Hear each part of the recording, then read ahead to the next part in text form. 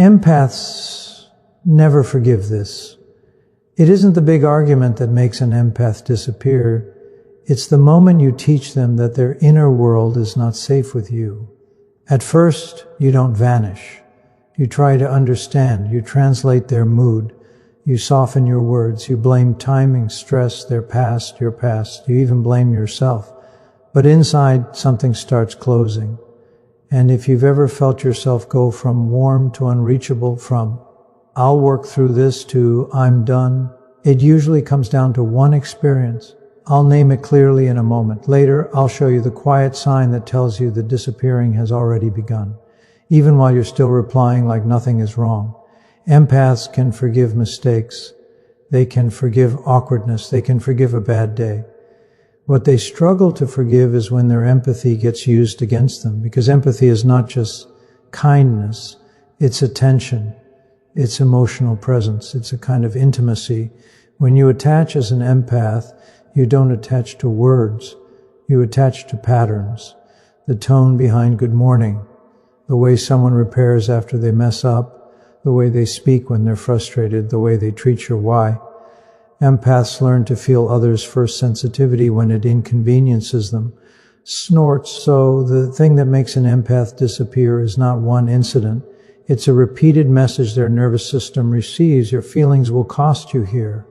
Sometimes it's sarcasm. You say something sharp, then laugh and call it a joke. When their face changes, they swallow it.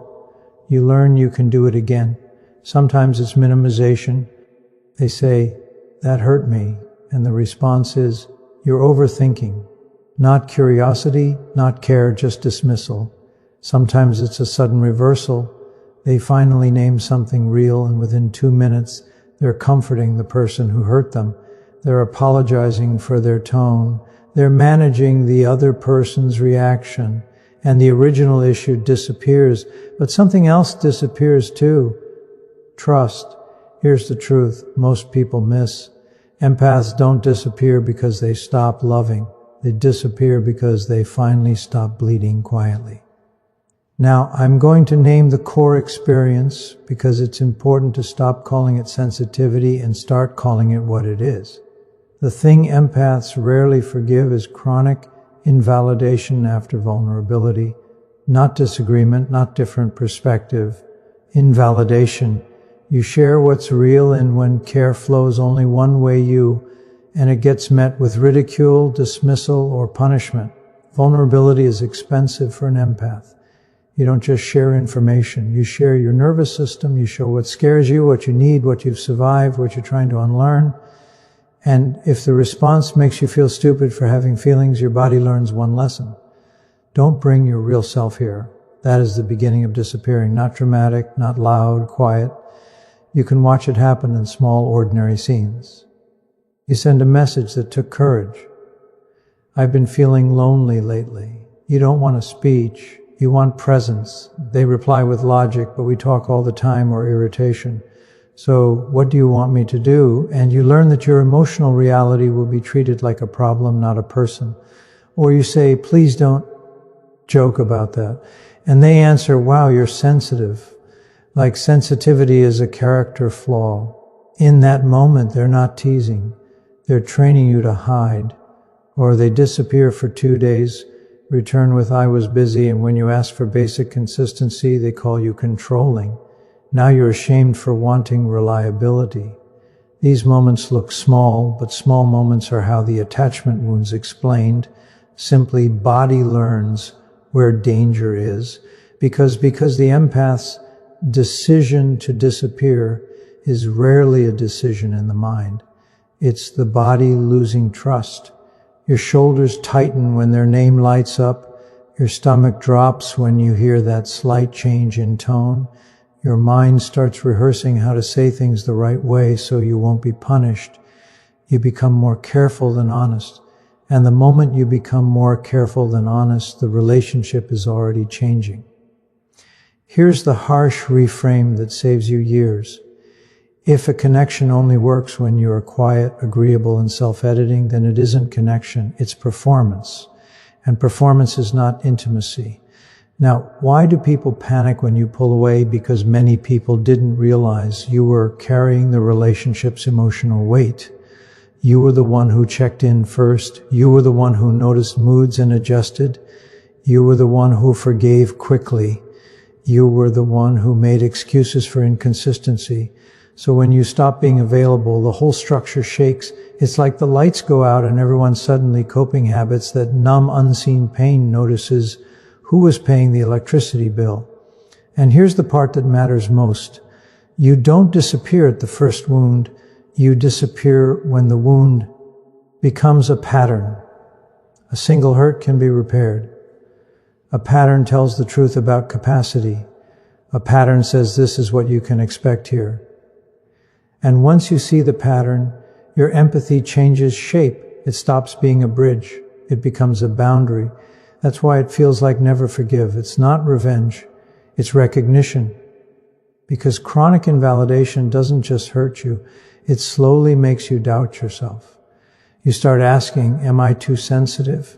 Even when you're simply perceptive, you start apologizing for your needs. You start shrinking your truth before anyone can shrink it for you. And then one day something in you finally says, I can't betray myself again. That is the real breaking point, not anger, self-loyalty. Now I promised you a quiet sign that shows the disappearing has already started, even while you're still present. Here it is. You stop giving them access to your inner world. You still reply, you still show up, but you stop confiding. You stop sharing the small joys because you don't want them mocked. You stop sharing your pain because it becomes an argument. You stop telling them your real thoughts because old memories stored in the body, you're tired of defending your reality. You start handling everything alone. And this is why people feel shocked when you leave. They think it was sudden. But the leaving happened earlier. What's sudden is only the moment you stop pretending you're still there. Now, right here in the middle, I want to give you one action step you can do today that protects you without turning you cold. The next time someone dismisses your feelings, don't explain them.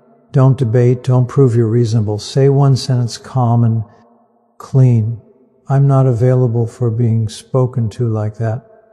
Then stop. No paragraph, no defending, no rescuing them from the discomfort of being confronted with your boundary. If they have capacity, you'll see it. They'll slow down. They'll take responsibility. They'll ask what you felt, not what you meant. If they don't have capacity, you'll see that too. They'll mock you.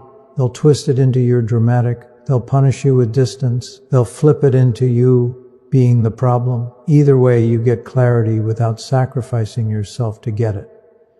Now, let's go deeper, because this is where the psychology becomes compassionate, not condemning. The body saying enough. Many empaths learned early that connection was unstable.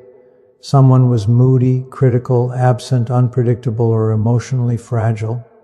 So you adapted. You learned to monitor. You learned to soothe. You learned to anticipate.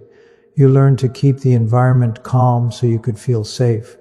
That adaptation makes you incredibly attuned. It also makes you vulnerable to a specific kind of harm. Being close to someone who treats vulnerability like weakness. If your openness becomes something they win against, you will eventually disappear, because at some point you learn a new rule. My sensitivity is not the problem. My exposure is. So you stop exposing. You become selective. You stop trying to be understood by people who benefit from misunderstanding you. And that's when the panic shows up. Not because you became cruel, because you became unavailable to manipulation.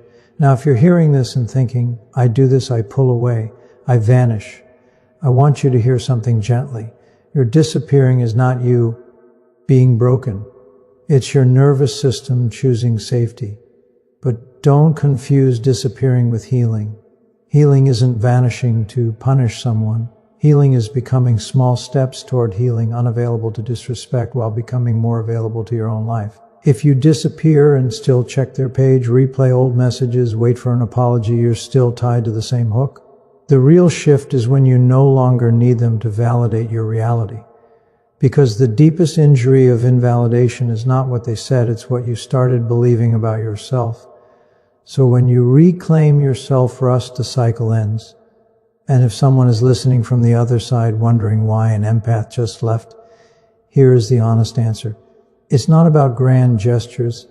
It's about the small moments when the empath is real. When they say that hurt, your job is not to win. Your job is to stay present. When they ask for consistency, your job is not to label them needy. Your job is to be accountable. When they set a boundary, your job is not to punish them with withdrawal. Your job is to respect it. Empaths don't need perfection. They, when the empath finally arrives to themselves, need safety. And safety is built through repair. So let's land this cleanly. The thing empaths rarely forgive is chronic invalidation after vulnerability. The panic happens because you remove access that certain people relied on. Your action step is one sentence. I'm not available for being spoken to like that, followed by silence that protects your dignity. And the outcome you deserve is not being chased. It's being met. If this felt like it described your life with painful accuracy, subscribe. In the next VIDE, we're going to go deeper into what happens after you disappear. The 3 ways people try to pull empaths back, how to tell real repair from temporary panic, and how to return to yourself without reopening the same wound with new hope.